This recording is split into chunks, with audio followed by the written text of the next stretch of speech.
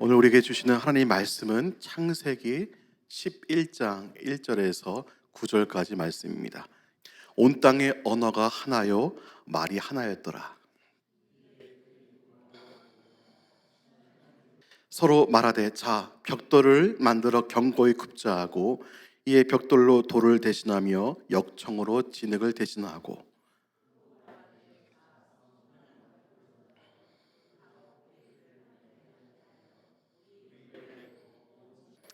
여호와께서 사람들이 건설하는 그 성읍과 탑을 보려고 내려오셨더라.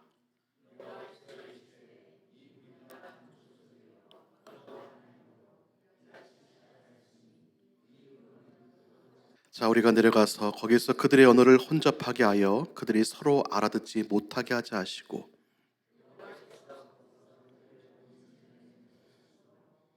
같이 읽겠습니다. 그러므로 그 이름을 바벨이라 하니 이는 여호와께서 거기서 온 땅의 언어를 혼잡하게 하셨음이니라. 여호와께서 거기서 그들을 온 지면에 흩으셨더라. 아멘. 예, 오늘도 우리 또 세상의 유혹을 이기고 믿음으로 살고자 수협에 나오신 여러분들의 발걸음과 그 심령을 주님의 이름으로 간절히 축복합니다. 우리가 이제 9월 달에도 한국에 가시는 성도님들이 좀 덜게 많이 계신 것 같습니다. 한국에 가시는 성도님들께서 아마 한 번쯤은 잠실에 있는 그 롯데타워 전망대에 한 번쯤은 올라가셨을 거라 생각됩니다. 사진에 보듯이요, 뭐 지상 123층에 555m, 롯데타워 밑에서요 타워를 바라볼 때 보면요, 야 정말 높습니다. 처음에 저도 갔을 때요 타워 올라가는 게 아주 그냥 스피드했던 것 같습니다. 초고속 그 엘리베이터에 엘리베이터 천장이 막 보면요 이미 그 올라가다 보면은 우주를 뚫고 올라가는 것 같습니다. 거의 꼭대기층의 전망대에 잘 도착하여서 이제 뭐 유리창 위도 걷고 서 있는데 밑에 보니까 아찔하더라고요. 혹여나 저로 인해서 깨질까봐 그냥 철골 위로만 이렇게 다녔는데 몇 번 갈 때마다 좀 감흥이 있었으며, 그래도 야 세계에서 높은 5번째 그 타워가 우리나라 거구나 그렇게 또 자부심도 있습니다. 그런데 이제 오늘 말씀에 나오는 그 유명한 바벨탑은요 롯데타워뿐 아니라 전 세계 모든 탑을 비교해봐도요 최상의 높이를 자랑하고 있는 것입니다. 그런데 이 바벨탑은요 순전히 인간들의 니즈를 채우기 위한 것이지 하나님께서 원치는 않은 것이었습니다. 우선 바벨탑 사건을 보기에 앞서서 창세기 1장에서 10장을 살펴볼 필요가 있습니다. 창세기 1장부터 11장은요 우리 기독교 신앙의 기초라고 할 수 있는 중요한 교리가 모두 존재하고 있습니다. 창조, 타락, 심판, 바벨탑이 이어진 중요한 교리의 사건들이 나옵니다. 창조주 하나님이 누구시며 인간과 사물은 어떻게 존재하게 되었으며 하나님과 인간의 관계는 어떻게 되었는가는 모든 근본적인 교리가 담겨 있기 때문입니다. 오늘날의 이제 여러 자연재해와 타락해져가는 이 세상 속에서 기독교 신앙이 흔들리고 있을 때 이 부분의 교리에 대해서 살펴보는 것이 대단히 중요하다고 생각합니다. 기독교 신앙의 기본에 대한 그 공격은요 불신자들로부터 온다기보다는 주로 기독교 내부에서 세상의 문화가 흘러 들어오면서 정말 그 목숨 걸고 지켜야 할 기독교 교리가 소리 소문 없이 무너진 것이 사실 더 큰 문제이기 때문입니다. 그리스도인들이 다시금 하나님 자녀로 온전히 살기 위해서는 생명의 길로 가는 것은요 오직 한 가지 방법뿐입니다. 뭐니까 오직 말씀으로 우리에게 오신 예수님밖에 답이 없습니다. 태초에 말씀이 계시니라. 이 말씀이 하나님과 함께 계셨으니 이 말씀은 곧 하나님이시라. 그가 태초에 하나님과 함께 계셨고 만물이 그로 말미암아 지은 바 되었으니 지은 것이 하나도 그가 없이는 된 것이 없느니라. 세상의 소리에서 예수님의 음성을 구별할 줄 알고 따르는 것이 이 세상에서 진정 살 길인 것임을 매일 말씀을 묵상하면서 깨달아야 합니다.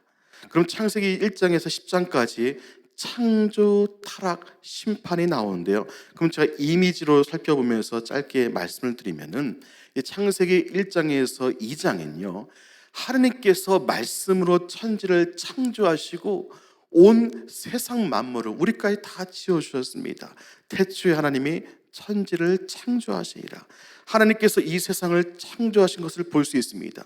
이어서 창세기 3장에 보면은 하나님은 처음으로 아담과 하와를 만드셨습니다. 하나님은 에덴 동산에 있는 선악과를 따먹지 말라고 명령하셨지만 그들은 어떻게 했습니까? 사탄 뱀의 꾀에 넘어가서 하나님 말씀을 거역하게 됩니다. 첫 번째 불순종 타락이 일어나게 되는 것입니다. 이어서 창세기 4장에 보면은 에덴 동산에 쫓겨난 그 아담과 하와는요, 아들 가인과 아벨이 있었습니다. 첫째 아들 가인은요, 믿음으로 하나님께 제사를 드려서 어떻게 보면 드린 그 아벨만 받아주자 어떻게 했습니까? 아벨을 죽였어요. 처음 살인이 일어났습니다. 죄를 범한 불순종의 역사가 흘러간 걸 볼 수 있습니다. 이어 창세기 5장을 보면은 이제 아담의 가족과 자손이 점점 많아졌습니다. 노아가 500세가 되어서 셈과 함과 야벳의 아버지가 되었습니다. 창세기 6장에서 8절을 보면은 하나님의 자손들이 점점 많아졌습니다. 그 과정 중에서 하나님을 외면하고 악행을 저지르는 사람들도 늘어났습니다. 이를 본 하나님께서 의인 노아에게 방주를 지으라고 명하셨고 그의 가족과 동물 한 쌍씩을 방주에 태웠습니다. 하나님의 심판이 시작되자 온 세상이 다 물로 잠겼습니다. 세상의 타락 속에 하나님이 심판하신 것입니다. 바로 홍수 심판이 나오는 것입니다. 이어 창세기 9장을 보면은 하나님의 홍수 심판이 끝난 후에 다시는 세상을 멸하지 않겠다는 약속의 징표로 뭘 줬습니까? 무지개를 주었습니다. 무지개가 이렇게 참 좋은 뜻인데 세상에선 어떻게 쓰고 있는지 여러분들이 더 잘 아실 겁니다. 창세기 10장에 이르러서요, 노아의 세 아들인 셈과 함과 야벳과 그의 가족들에 대한 이야기를 하고 있습니다. 셈과 함과 야벳 각자의 자손과 이를 통해 시작된 민족의 기원을 보여주고 있습니다. 여기까지가요, 창세기 여러분 잘 아시는 10장까지의 짧은 얘기이자 중요한 창조, 타락, 심판의 중요한 말씀입니다. 그 당시까지는요, 보면 신할 평지에서 부족으로 함께 살았음을 우리가 알 수 있습니다. 그러나 이제 오늘 본문 창세기 11장 말씀을 통하여서 인류의 언어가 혼잡하게 되고 민족이 분산된 뒤섞이다는 의미의 바벨, 유명한 바벨탑 사건이 나옵니다. 우리는 창세기 11장을 어떻게 바라보고 계십니까? 바벨탑 사건으로 인해서 지금도 우리가 100% 완벽하게 구사하기 어려운 영어가 생겨나고 이민 생활 속에 영어 스트레스로 인해서 여러 언어의 혼잡이 온 것만 강조하고 있지는 않은지요. 이 시간 바벨탑 사건을 통해서 하나님께서 우리에게 말씀하신 중요한 세 가지 교훈을 살펴보고자 합니다. 첫 번째는요, 바벨탑은요, 전지전능하신 하나님을 향한 반항입니다. 하나님을 향한 반항입니다. 여러분, 솔직히요, 사람이 탑을 세우는 게 뭔 잘못입니까? 하나님이 탑을 세웠다고 언어를 혼잡하게 하신 것입니까? 아닙니다. 탑을 세운 것이 잘못이 아니라 탑을 세우려는 이유와 동기가 중요한 것입니다. 3절과 4절 보겠습니다. 서로 말하되 자 벽돌을 만들어 경고에 굽자 하고 이에 벽돌로 돌을 대신하며 역청으로 진흙을 대신하고 같이 읽겠습니다. 4절입니다. 또 말하되 자 성읍과 탑을 건설하여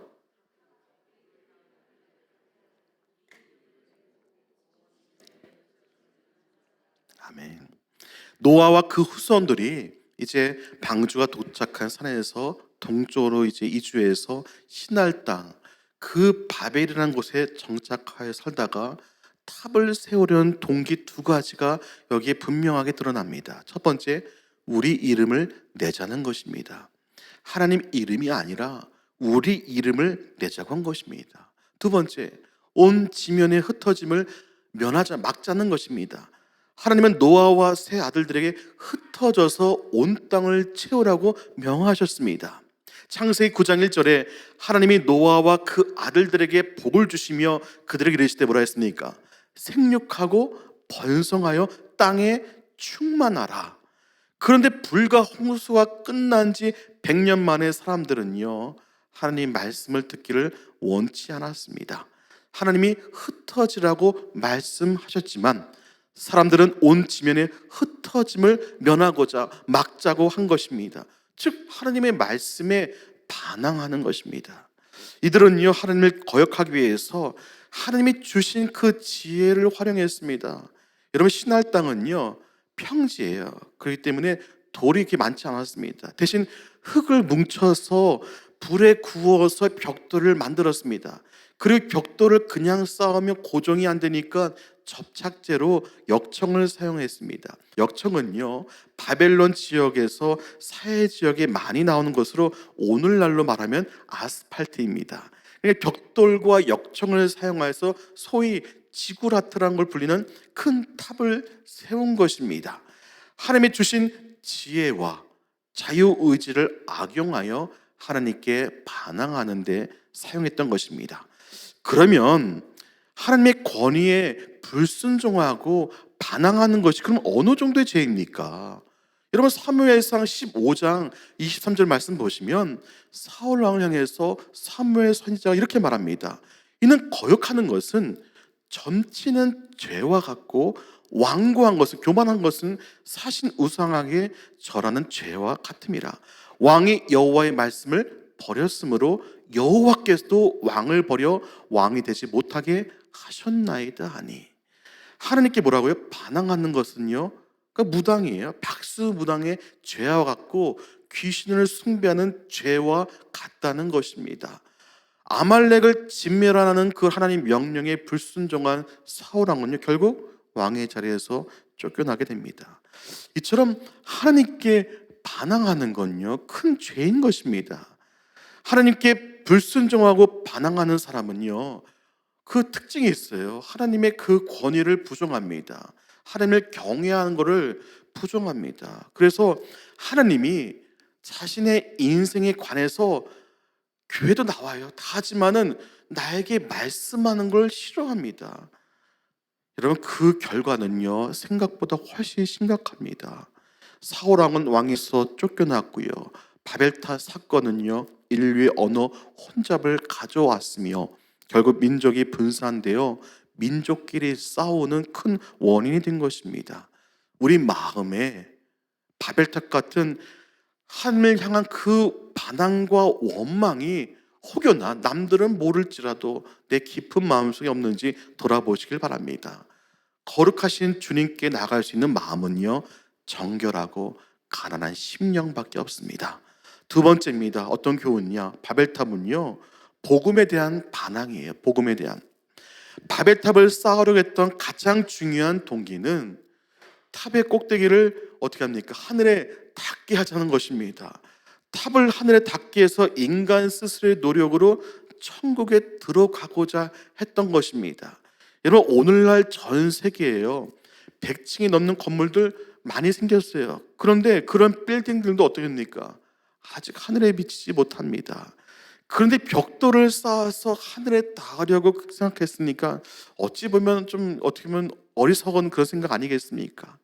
그럼에도 불구하고요, 기독교를 제외한 인간의 모든 종교가 바벨탑의 그 사상과 똑같은 구조를 갖고 있습니다. 인간이 선을 행하고 도를 닦으면 그 영혼이 천국에 닿을 수 있다고 생각하는 것입니다. 완전히 헛된 생각이죠. 인간은요, 결코 자기 힘으로 천국에 들어갈 수 없습니다. 그래서 높은 신 되신 하나님이 이 땅에 친히 강림하신 것입니다. 창세기 11장 5절에 여호와께서 사람들이 건설하는 그 성읍과 탑을 보려고 내려오셨더라. 7절에 자, 우리가 내려가서 거기서 그들의 언어를 혼잡하게 하여 그들의 서로 알아듣지 못하게 하자 하시고, 어땠습니까? 하나님이 내려오신 것입니다. 하나님이 복수로 기록되어 있죠. 이것은 바로 트리니티, 삼위일체 하나님을 언급합니다. 성부, 성자, 성령님의 하나님을 말씀하고 있는 것입니다. 여러분, 이것은요 또한 복음을 예표합니다. 여러분, 복음이란 건요 다른 것이 아니라 바로 하나님이 우리에게 내려오신 사건입니다. 내려오신 사건입니다. 아까도 오늘 오랜만에 가을에 이제 전도, 또 이제 노방 전도 다시 시작해서 오늘 길포도 모래 또 담임 목사님 네 분과 또 다른 또 우리 장로님과 또 성도들 같이 갔다 왔는데, 저도 그 언어 혼잡한 영어를 가지고 떠듬떠듬하면서 리사라는 여인 자매에게 복음을 증거하면서, 야 진짜 하나님께서 예수님이 우리 가운데 오신 그 은혜를 너도 경험하길 소망한다고 이렇게 얘기하면서 시간을 보니까 어느덧 10분이 흘러가면서 대화가 흘러가는데, 알겠다고 간 그 기억이 오늘 너무 뜻깊은 그런 마음이 있었는데요. 그렇습니다. 여러분, 복음은요 어려운 게 아니라 하나님이 이 불쌍한 죄인이 우리를 위해서 내려오셨어요. 인간의 몸으로서. 예수님의 이름은, 다른 이름은요 임마누엘입니다. 우리와 함께 계신 하나님, 하늘에서 내려오신 하나님, 그런 의미인 것입니다. 여러분, 인간은요 예수 그리스도를 하늘로 올라가서 모셔올 수도 없고요 땅 밑으로 내려가서 모시고 올라올 수도 없는 것입니다. 그러므로 예수님이 스스로 하늘에서 내려오셔서 우리에게 구원의 그 놀라우신 축복을 주신 것입니다. 너의 노력으로 천국에 오는 것은 어림도 없다. 그러므로 나를 믿으라. 나를 믿는 자는 아무리 죄가 많아도 용서해주고 천국에 들어갈 수 있는 의를 주겠다. 나를 믿는 자는 나와 함께 천국에 들어가게 될 것이다. 나를 믿는 자는 죽어도 다시 살고 영원히 산다. 그리고 나를 믿는 자는 성령을 선물로 받아서 이 세상에서도 성령의 인도하심을 받게 될 것이다. 세상에 강림하신 예수님이요 지금도 오늘 우리에게 이렇게 말씀하고 계십니다. 이 복음을 듣고 우리는 이 세상에 살아가면서 전적으로 예수님께 순종하며 예수님을 믿는 그 믿음 속에서 성령의 은혜를 입어서 완전히 거룩한 영 혼육으로 바뀌어서 하나님의 때 그 부르심 속에 천국으로 올라가야 할 것입니다. 그리고 신앙생활 속에서 중요한 것은요 믿음도요 나만의 그런 고집스러운 믿음이 되어서는 안 됩니다. 뭐냐면은 나의 믿음으로 신앙생활을 해서도 안 됩니다. 뭐냐면요 더 쉽게 말하면은 내가 하면 다 되고 내가 하면 그게 다 하는 뜻이지, 천만의 말씀입니다. 하나님이 허락해 주시길 소망하는 겸손한 믿음이 되어야 됩니다. 예수 그리스도의 영이 부어주시는 참된 믿음, 즉 모든 것이 다 예수님의 뜻대로 행하는 믿음으로 나아가야 됩니다. 교회 일, 세상의 일, 가정의 일, 자녀의 일 등등 아무리 계획과 노력을 하셔도요 하나님이 허락해 주셔야 합니다. 나의 믿음으로만 늘상 입으로 고백한다고 천국을 간다는 것, 여러분 이 부분에서요 많은 그리스도인들이 착각하고 있습니다. 저 역시 그랬으니까 너무나 잘 압니다. 수많은 알고 지은 죄, 모르고 지은 죄, 그 여죄를 지으면서 회개도 제대로 안 하고 난 천국 갈 테니, 그런 자신만의 이상한 고집스러운 믿음과 자신만의 열정으로 변질될 수 있습니다. 입술로만 고백한다고 다 천국 가는지 깊이 고민하셔야 됩니다. 오직 예수 그리스도의 영, 성령에 이끌려서 내가 이 땅에서 예수님 말씀에 완전히 순종하며 살다가 하나님의 그 부르심 속에 육신은 땅의 흙이 되어 썩어지고 그 거룩해진 영이 하나님 곁으로 가는 것입니다. 처음 예수를 믿었을 때는 나의 믿음이 약할 수 있겠지만 세월이 흐르면서 점차적으로 성령에 이끌려서 전적인 100% 겸손히 성령에 이끌린 믿음의 점진적인 성장 속에 마음이 청결한 자는 하나님을 볼 것이요 생명책에 내 이름이 써 있는지도 확인도 하고 하나님의 말씀을 듣고 그 순종에 100%에 이르는 절대적인 믿음으로 살아야 할 것입니다. 이게 바로 큰 믿음이 있는 삶이 되는 것입니다. 할렐루야. 바벨탑의 종교는 이런 복음에 반항하는 종교입니다. 자기의 능력으로 탑을 쌓아서 하늘에 오를 수 있다며 자신의 능력을 막 과시합니다. 여러분, 이 땅에 내려오신 예수 그리스도를 100% 믿으며 거저 주시는 참된 놀라우신 그 존귀한 구원의 복을 누리시길 간절히 소망합니다. 마지막 세 번째입니다. 바벨탑은요, 인간에게 주신 하나님의 그 행복에 대한 반항이에요. 아담과 하와가 하나님께 순종했을 때는요, 에덴 동산에서 평안하고 안전하게 모든 걸 어떻게 했습니까? 프리로 먹었어요, 공짜로. 하지만 하나님께 불순종해서 에덴 동산에 쫓겨나서 기쁨도 잃어버리고 안정과 축복도 잃어버리게 된 것입니다. 또한 땀을 흘려서 겨우 먹을 수 있게 되었습니다.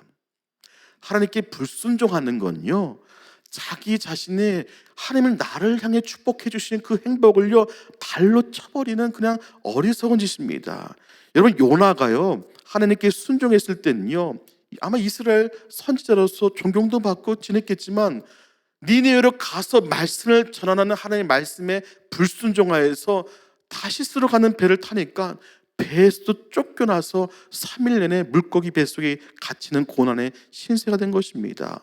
여러분, 탕자도요, 아버지 말씀에 순종할 때는 평안 누리면서 부유하게 살았지만 아버지 집을 떠나보니까, 세상에 나가보니까 잠깐은 즐거워요. 그러나 결국 돼지가 먹는 쥐엄 열매로 배를 채우고자 하지만 그것마저 주는 이가 없는 그런 불쌍한 신세가 되었습니다. 하나님께 불순종하고 반항하면 가난과 수치와 비참함이 찾아오게 되는 것입니다. 이런 바벨탑 사건으로 인해서 인간은 언어의 혼잡과 민족 간의 갈등이라는 엄청난 재앙을 당하게 되었습니다. 정성스럽게 쌓아올리던 바벨탑도요 더 이상 쌓을 수 없게 되었습니다. 왜냐하면 언어가 혼잡하니까요 함께 일을 할 수 없습니다. 바벨탑 쌓으면서 막 밑에서 막 중국어로 막 쌓으면은 위에서 막 독일어로 막 얘기하고, 그 말 듣던 그 함의 후손 하나가 뭐냐면 뭔 말이요? 뭔지 통 모르겠어. 그렇게 말합니다. 이때부터 각종 언어가 생깁니다. 우리가 이제 외국어로 고생하게 되는 근본 원인이 이때 불순종하신 것이라 볼 수 있습니다. 이민자들이 힘들어하는 영어, 언어의 장벽 앞에서 바벨탑 사건을 하지 말았어야 했는데 하는 아쉬움이 이 말씀 묵상하다 보면 절로 나옵니다. 뭉쳐있던 인류를 온 지면에 흩어져 버렸습니다. 그렇게 열심히 인간적인 노력을 쌓던 바벨탑은요 다 폐허가 되어 버렸습니다. 이처럼 하나님께 불순종하는 인생은 결국 헛수고요 폐허가 되는 것을 잊지 말아야 할 것입니다. 사랑하는 주님의 제자 성도 여러분, 홍수의 심판에도 불구하고 100년 된 시점에서 다시 바벨탑 타락을 범하는 모습을 우리는 보았습니다. 지금 몇천 년이 지난 지금도요 안타깝게도 마귀의 계략에 의해서 바벨탑 같은 인간 타락의 역사가 계속 지금 진행되고 있습니다.